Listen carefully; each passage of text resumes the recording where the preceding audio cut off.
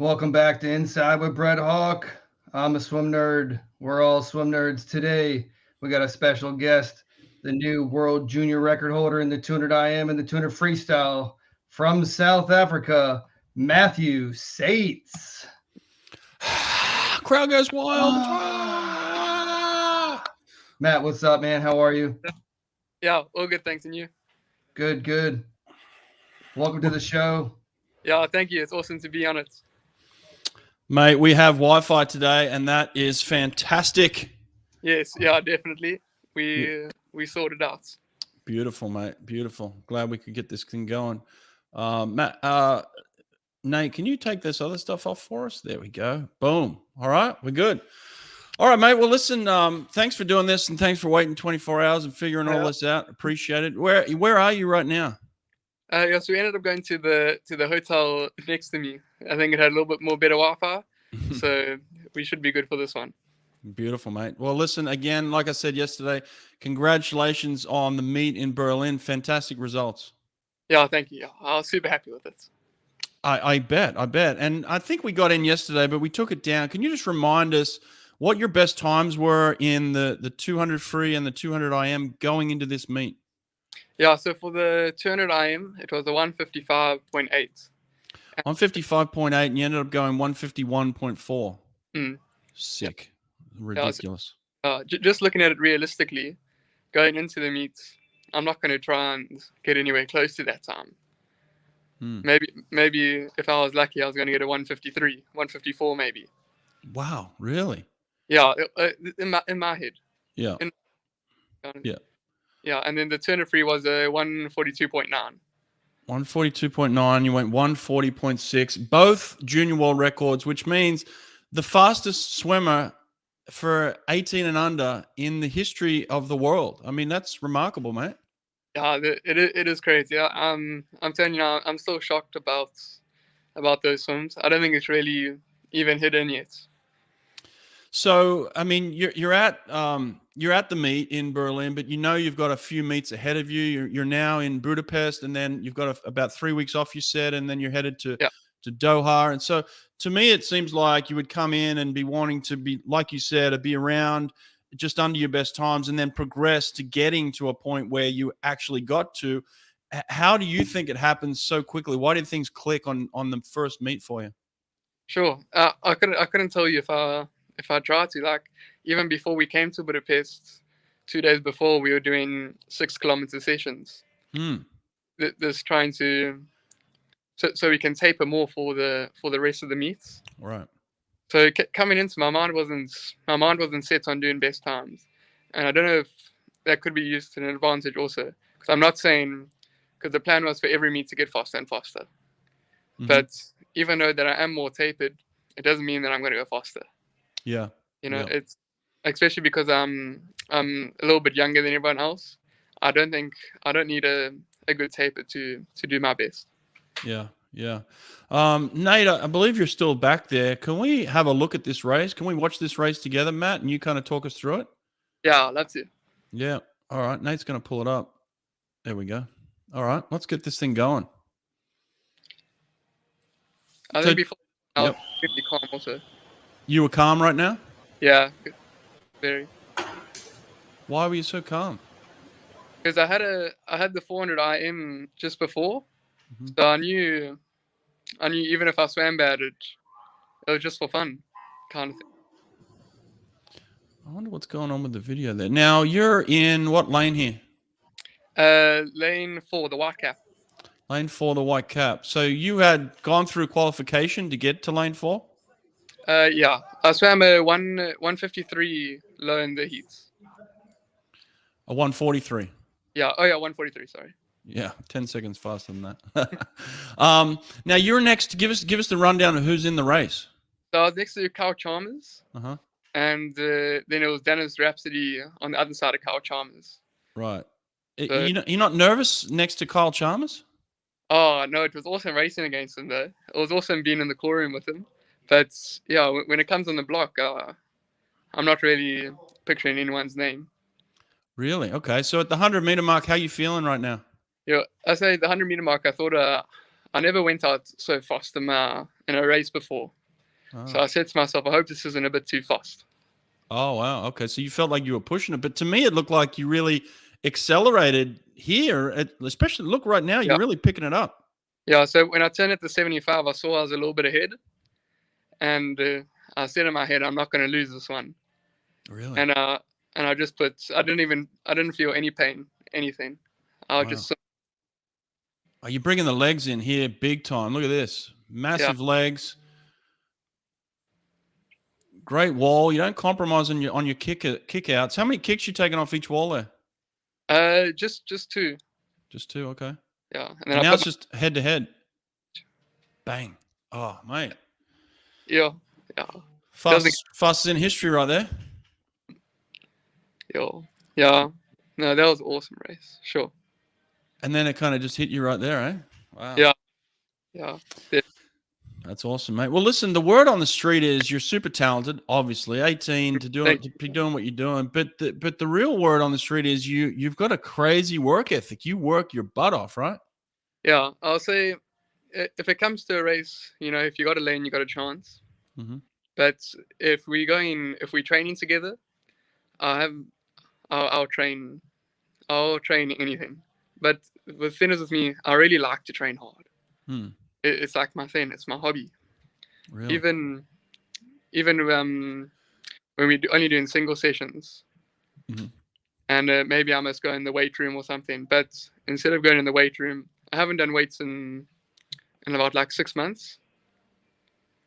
Wow. So instead of doing that, I go to the pool again, and I go to the pool and get some more laps in. And so you do an extra session. You do that on your own? Yeah. I'll go in the pool by myself and just to up and down, do some technique, that kind of thing. Okay, awesome. All right, a question from the audience here. How tall are you? I'm 183 centimeters. I don't know what that is in feet. Probably like, what, 6'1", I'd say? Does that sound right? Yeah, I'll say about, just over 6 foot. Yeah, 6'1". Now, from what I understand, you did some training with who did you train with just recently in South Africa? I trained with Chad. Oh, you did some training with Chad? Okay. Yeah, that was really cool. We train hard. He's a hard worker too, right? Oh yeah, big time. What does he think of the young kid coming up and picking him off like that? No, I think he likes it. We push each other, and when I get better, then I'll push him more also. So so it's a team effort. What about in terms of your idols or people that you've looked up to in swimming? I mean, you stood next to Kyle Chalmers, who's an Olympic champion. You're training with Chad. Do you have people that you've looked up to over the past couple of years? Yeah, for sure. I look up to all those big names because I know all the work that goes into it to get there. So I have to respect and idolize all the hours that they put in. But with idols, I'll say it's more my brother got me started in swimming, and he's guided me along the way. Right. So to have that support back home and it's in the family, so that's really nice. Yeah, very cool. Mate, there's a lot of buzz in the swimming world with this younger generation coming up. You've got yourself, you got David Popovich, you got Sun Woo from South Korea. I mean, a lot of super crazy good young talent coming up. What do you feel about it? Yeah, it's awesome to be compared to those or brought them in the same conversation as those people. So that's really nice. But mate, you're the fastest man in history. What are you talking about? No, but yeah, David Popovich even he DM'd me on Instagram to say well done. So that was really nice. But yeah, I'm really excited for the future of swimming, and it's gonna be fun when we finally get to all race each other in the final. Yeah, that's going to be a great fun. I can't wait. I wish that was happening in Budapest. Now, Budapest starts tomorrow, the racing? Yeah, Budapest starts tomorrow. I got the 400 free and 100 IM tomorrow.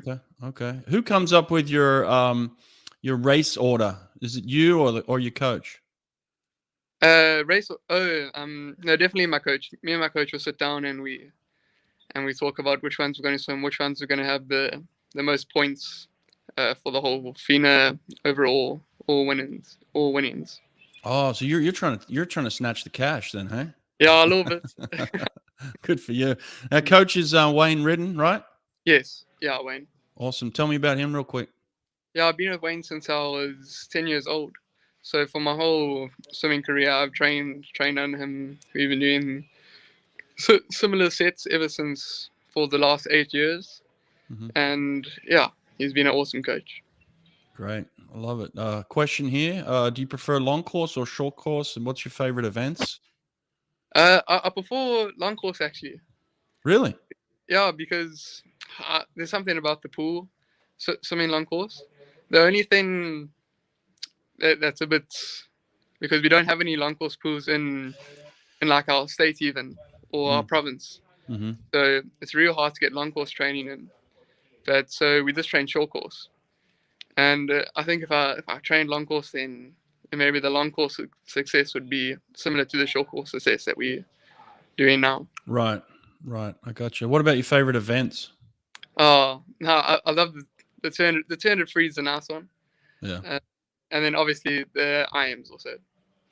Now, do you have a weak stroke? My backstroke. I've been trying to get down better for a while. Right. All right. So the other three are just kind of more natural for you, you feel like? Oh, yeah. Even when I was a little kid, I used to be a breaststroker. Oh, okay. And then I swapped to like the flower free and... Do you throw in any kind of 200 breasts or 200 flies, anything like that? Oh yeah, definitely. But I don't really concentrate on those at the bigger meets. Mm-hmm. Yeah. Now, I did notice when you broke the record, you had the chain on, mate. What's going on with the chain? Everybody's wearing chains these days. I was meant to take it off. I always take it off when I race. Oh, But okay. my mindset is like I shave everything, so any last 0.001 I can get. Mm-hmm. But as soon as I took my mind I wasn't thinking at all, and I felt the chain, and I was like, oh no, got the chain on. Yeah, that's all right. Well, leave it on now, mate. You're breaking records. Keep it up. Now, talk to me about your Olympic experience. How'd that go for you? Yeah, obviously the swimming results weren't up there where I wanted to be, but the whole experience, to getting to watch it, getting to be around those people that are doing so well, and yeah, just being there was really awesome to do. You said you were disappointed. In what way? I wouldn't say disappointed is the word, but because I did learn. I learned a lot from racing there, so I couldn't be disappointed for the information that I got. But I really wanted my swims to be faster. Right. Okay. What's been the difference for you then between just a few months between kind of semi-finaling at the Olympics and now breaking junior world records and beating Kyle Chalmers and doing some crazy swims here? What do you think has been the difference in the last 3 months? My mindset has definitely shifted a little bit. So I've learned a lot about the mental side of swimming, a lot about preparation before the race, all the stuff outside the pool that can affect the race. So, Right. Yeah, I just learned a whole bunch of new stuff, and I can add it all into training, into racing. Give us some tips for some young kids out there who are trying to make that leap between being a great athlete to get results that you're getting. And one of the things you just said earlier was kind of concentrating on your own lane. Is that something that you've picked up? Yeah, definitely concentrating on your own swim, concentrating on everything you can control. Right. But my main thing is for me is the thinking. I have to quiet my mind, so I'm completely in the present. Because if you're thinking before you race, or what's going to happen if you win, what's going to happen if you lose, what's going to happen, how happy you're going to feel if you win.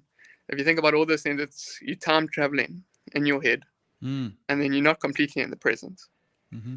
So, and when you are completely in the present, I think you become a little less nervous. You're more detailed in what you're doing. Your stroke comes along a little bit better. You're at ease, you're relaxed, you're comfortable.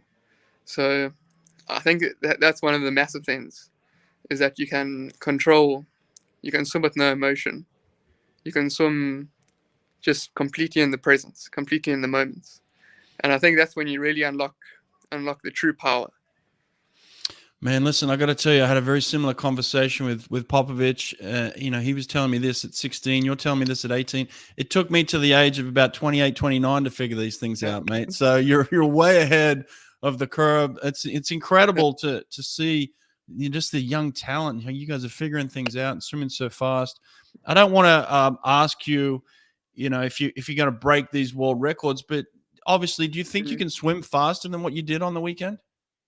If I would, I don't know, because it's in the future, and it hasn't even existed yet. So just by I come to swim my best, and if my best is first place or my best is a junior world record, right, I'll come out the pool happy.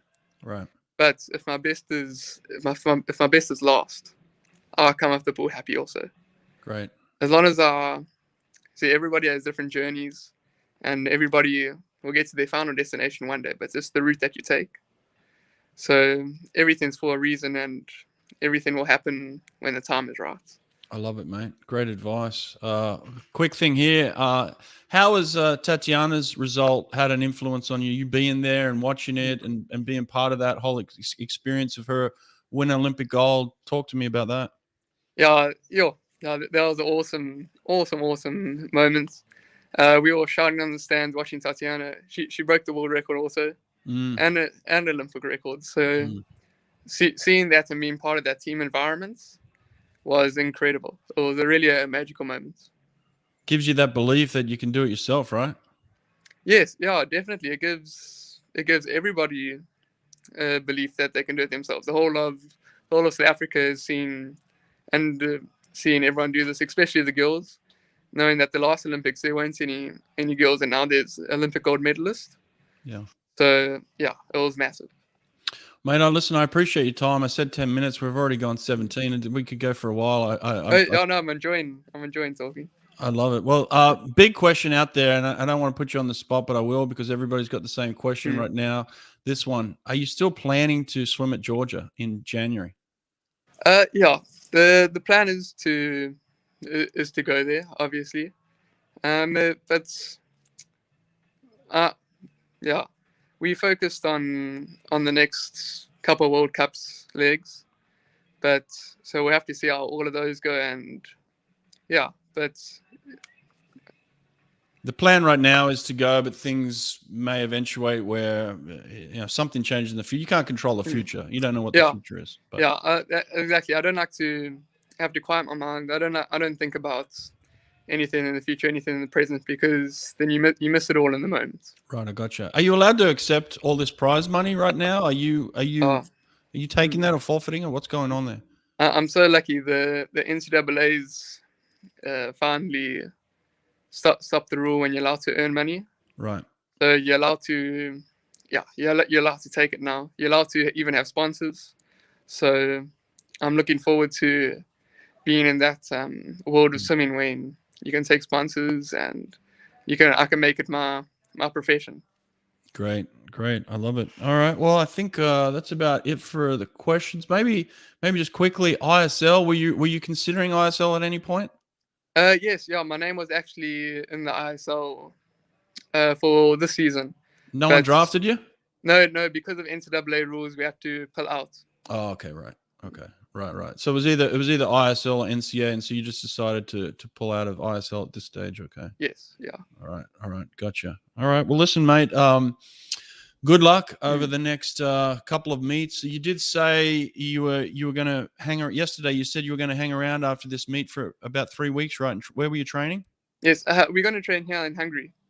Okay. And train there in Hungary, and then head off to the final legs in Doha, right? Yeah. I'm very excited to. Yeah, I'm excited.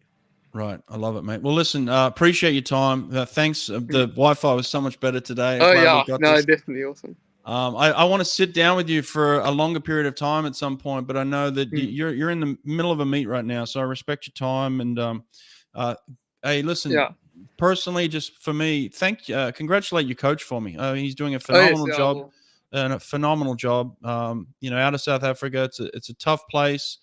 to do incredible things because there's just not the support like there is in America. But you guys are doing outstanding. You're proving the world that you're doing incredible things. So I was saying even with the support with the South. So before Berlin, we were staying because of the funding and everything. We were staying in a hotel quite far away from the pool, so we ended up walking. And I haven't walked so much in my whole life.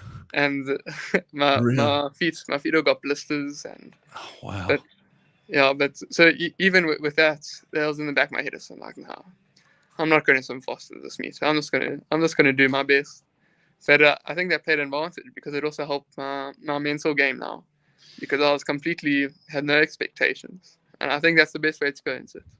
I love it, man. Well, you keep that up and you keep that grit up. I mean, you're going to be a tough man to beat with that South African grit, mate. From what I heard, the Springboks just beat the All Blacks. Is that correct? Yeah. South Africa's looking good. Yeah. Well, keep it going, man. We're rooting for you. Congratulations, and stay in the moment, like you said, and keep doing big things. All right. Thanks a lot, man. Thank you. Yeah. Thank you so much for the call. Yep. All right. Take care, mate. Bye. Bye-bye. All right, Nate, come back to us, mate. Come back to us. That was fun. These young kids just keep blowing me away, man. Unbelievable, hey? I mean, it's just like way, way far mature, you know? Yep. I really enjoyed like him talking about how even this one little meet, you know, has made such a big difference in what he's learned. Just had to walk all those miles, got blisters on his feet, doesn't think he's going to swim fast. Just got out of the water, swam the 400 IM, you know, forgot to take his chain off, like all these things. And it just doesn't matter, right? You can still swim fast. Yeah. And you hear him talk about the race. That was neat. You know, he said he didn't feel any pain. He wasn't thinking about anything else. All he was worried about was beating Chalmers. If you watch that 200 freestyle again, he double breathes into like the first four walls. I mean, they're kind of ugly. Actually, I shouldn't even say they're kind of. They were still fast, actually, even though he's double breathing. And then on that second 100, he cleaned them all up and hit all of his walls and took Chalmers to the house. So, some really exciting swimming from that young man. I know, and like you said, just the maturity of these kids, you know, like him and Popovich, and I wish we could talk to Sunwoo, you know, like I'm sure it's the same thing, but like all three of these guys, you know, 18 or younger, and they're all doing extraordinary things in the 200 freestyle. How good is the 200 freestyle going to get in the next few years with these three? It's so funny, you know, we were talking about it before the Olympics about how the 200 freestyle has been such a stinker over the last several years, and Thorpe came on and pretty much said the same thing. Like, it just hasn't, the needle hasn't moved. And now it just seems like the needle's moved a lot, with some really unbelievable talent from all over the world. You know, you got a Romanian kid, you got a South Korean kid, you got a South African kid. I mean, you can come from anywhere. And speaking of Romanians, my little Romanian just sent me a direct message. I asked him if he's in Budapest. He said, nope. So no Popovich in Budapest. That'd be fun though. But those guys are going to get together soon, and that's going to be fireworks when they all get together. Can't wait. Yeah. So tomorrow is stop 2. It's in Budapest. Next few days, 7th, 8th, and 9th. So we'll get to see Matt Sates throw down. I want to see his 100 IM tomorrow. I don't think he swam the 100 IM the first time, right? No, yeah, it doesn't sound like it. So yeah, mixing up the event orders, which is good. Yeah, I'd love to see him in a bunch of different events. There's a lot of young kids in these World Cups. All the Team USA, all the junior team was there. They're all getting international swims, which I think is probably really good.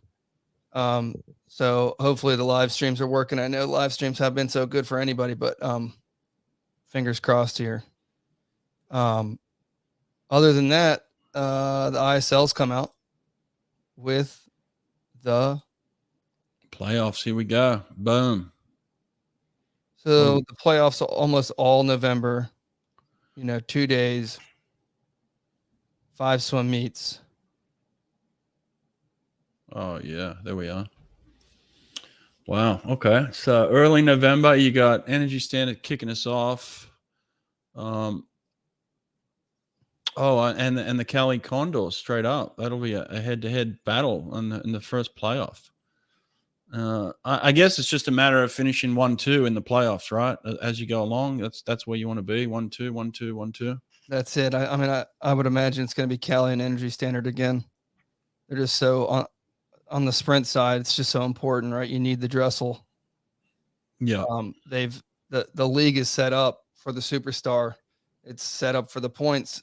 With one person you can outscore big time, and that person obviously incentivized to do that sort of stuff to make the big bucks. So now we'll see what happens. The big thing is swimmers who are coming back into the league. We talked to Ryan Murphy last week. He's coming back into the league. So pull that up real quick again. Yep. You got the LA Current in the second playoff there against London and Toronto. Now, from what I could tell last time, LA and Toronto were pretty close. But then you bring in a guy like Ryan Murphy, and I believe they've got a couple of other people joining their team as well.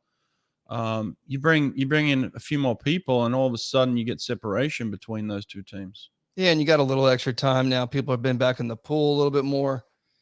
I think what's been nice is the ISL and FINA, whether or not they're butting heads, the schedules are they're following each other's schedules, right? Yeah. Hey, we had the ISL for a month. Now we basically have the World Cup throughout October. We're going to go back to the ISL all throughout November, and they switch off again in December. We got FINA's World Short Course Championships. Where are those again? Well, hang on. Matt Sates just talked about going to Doha and somewhere else about 3 weeks after this event. So would they line up against each other? I just deleted them. I had every single start date on here. They must be November. It must be November. So there must be some overlap. No, I don't think so. Really? I could be wrong. And then from December, Short Course World Championships, I would have liked to have known to see if he's going, what he's going to swim there. That was a question in the comments. And then obviously January or is the ISL finale. Do we know where that is? No, I don't think they've announced the finale yet in terms of where that's going to be. Yeah, I mean, we got fast swim, we got big swimmers, we got young swimmers, we got the up and comers. This happens every single time, right? Last Olympic quad, we were in Hangzhou, China, for World Short Course Championships, and it was, what you expected. A lot of the people from the previous years had retired or taken an extended break and didn't really care about short course. So yeah, it's been nice to go from the Olympics and still have high level swimming every single month. Speaking of high level swimming, the final big recruit, Claire Curzan from North Carolina, she's going to Stanford, man. So Stanford in the news last week, obviously. Katie Ledecky leaving. This week back in the news with arguably the number one girl going to Stanford to train with two other number one girls in Regan Smith and Tori Husk. I mean, those butterfly practices are just going to be legendary. Oh, crazy. And just when you feel sorry for Greg, for Katie leaving, you realize that's why we're feeling sorry for that man. He's just got a loaded pool right now every year. And a beautiful pool. I mean, Stanford's the Mecca. It's just so good. It's just like on a whole nother level.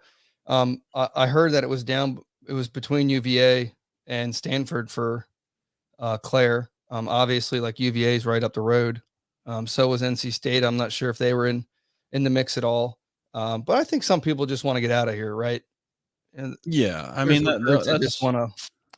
There's two ways to look at it. Usually it's like, I want to stay close to home, be close to my family so they can come to all my meets and, whatever. And then there's the, I'm going to go out on my own and grow and do something completely different and go to the other side of the country. So there's always that. I wouldn't have been surprised if she went to Virginia. I think that would have been a great choice for her too, obviously. But I was actually slightly surprised she picked Stanford because of the fact that Tori's there and they're such strong competitors. But then when I looked at her event lineup, I mean, that's another girl that can swim everything. I mean, Yeah, everything. Yep. Like, damn, she's dirty at everything's backstroke, fly, IMs, Freestyle. freeze. Yes, like what on earth? I mean, well, how do you even choose those lineups, those relays, Oh, right? man, Like, yeah. Good for them. yeah, Great training group, though. It's going to be good. We'll see this year if they can take down UVA, and it's going to be a good, fierce battle the next couple of years. Yeah, Sonny's dad out on the golf course watching us. Hey there, Mr. Trigg. How are you? Where the hell's Sonny, man? Where is Sonny? What's he doing? He's coaching. He's coaching. He's on pool deck somewhere. Yeah, he is. He's coaching out in England right now. Now, listen, just on the recruiting side of things again, we just talked to Matt, and I don't want to overlook this. I want to kind of go back to it real quick. He did talk about Georgia possibly going in January. He's supposed to turn up in January, but to me it seemed like there was a little bit of I'm not still quite sure because I'm making some cash now kind of thing. Yeah, but I mean, like you said, you can still make the cash and go swim NCAA, right? I mean, the way I look at it is it's an opportunity for him to come swim under one of America's greatest coaches ever, who's had a long history of producing great IMers. He's had several South Africans that have done great things at Georgia. And you can come and learn, and you can be part of this NCAA competitive. It's different, right? It's about the team, and it's about racing, and it's about being part of the relays. I don't think that's a bad thing. Same thing with Popovich. I think we talked about it earlier. He's not swimming in the ISL. I don't know, like, the rules. Can he still swim at NCAAs in the NCAA this year because he didn't swim in the ISL? If that's true, like, yeah, Popovich can, yeah, for sure. I mean, if he's eligible and you have a scholarship or some money, yeah, but he's still in 10th grade. He's still got a few years left. Is that true? I mean, a lot of those guys that can graduate early, it depends on their credits and compliance and everything like that. Yeah, I mean, Popovich still has a little bit, but in terms of Matt, you say come over and do the NCAA thing. Well, if the ISL is going to continue next year, which it says it is, there's a lot of money in that realm, and this kid can swim everything, and he can swim short course meters, clearly. I mean, he has an opportunity to clean house in the ISL if he was in that, plus do the FINA meets, plus stay with his coach who's got him to where he is, and he's happy. He's got training partners like Chad Leclos. He's got the ability to move around, and then all of a sudden it opens up freedom to say, hang on, I'm making $300,000, $400,000 a year all of a sudden as an 18, 19-year-old. That's not a bad deal, dude. No, not at all. Nope. So, yeah, I think he's certainly got decision ahead of him. It doesn't sound like it's signed, sealed, delivered. He is signed up for Georgia, but the possibility is he may not go. So we'll see how the next few months shakes out, honestly. Yeah, well, I think you're right though. The people that we saw that cleaned house at these World Cups for a long time, they tended to be people that could swim lots of events and that were young and in their prime, and that had the aerobic capacity to keep swimming these events at a high rate. Just like he said, he was tired. He swam the 400 IM, his feet hurt, and boom, he just breaks. He's the fastest dude ever. How is that? It's almost mind blowing that he could put together a performance like that. So yeah, I mean, he could go in some of these World Cups and just win a lot of money. A lot of money. And then you said, even the World Short Course at the end of the year, they're putting cash up on that thing as well. There's cash there. So, man, guy like him, there's money to be made these days. Yeah, he's seems like a good kid with a good head on his shoulders. Excited for his future for him. Speaking of futures and past, what about retirement this week, eh? Femke. Episode 66 was a while back ago. But one thing that we actually did ask her was like, how do you keep getting better? Like she keeps going personal best times in most of her events, and she's not a spring chicken anymore. I just want to bring this clip back in from her interview that explains like how she continued to progress into her 30s. Like you swim fast year after year, and you've had different coaches and different systems, but you always seem to swim fast. So what is the secret for you in in your longevity and your ability to come back year after year and swim incredibly fast, you think?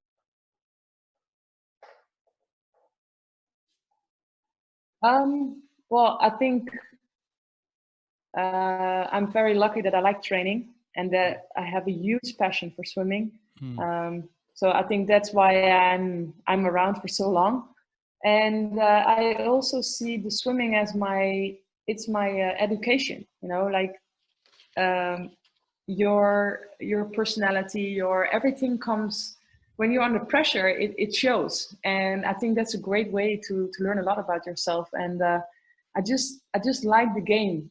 Like I love the feeling when you walk out of the call room and the crowd is on fire. And I love the adrenaline, the fire you feel, you know. So I think it's kind of addicting. So I think that's why I'm still here. And yeah, I just love to do what I do. So I love the fire. Great stuff. Great stuff. We got so much footage, by the way, of like the best athletes in history. How terrible is my quality, sound quality, Kyle? Oh man, I mean, we've just gotten better every single podcast, pretty much, and we still screw up too. So. we do. We're coming a long way, but we're still amateurs. But look how clear I am today than I was. But yeah, she's awesome. Listen, it's going to be a lot of. I mean, I could see on social media a lot of people reaching out to her and saying incredible things. I mean, the best of the best reaching out to her and saying the best things about her. Great person, great human, fierce competitor. Still getting better at this age, but sounds like she's done enough where she's completely satisfied with what she's done. Yeah, it's cool. So congrats. Good luck in whatever you do next. I'm sure swimming has set you up perfectly.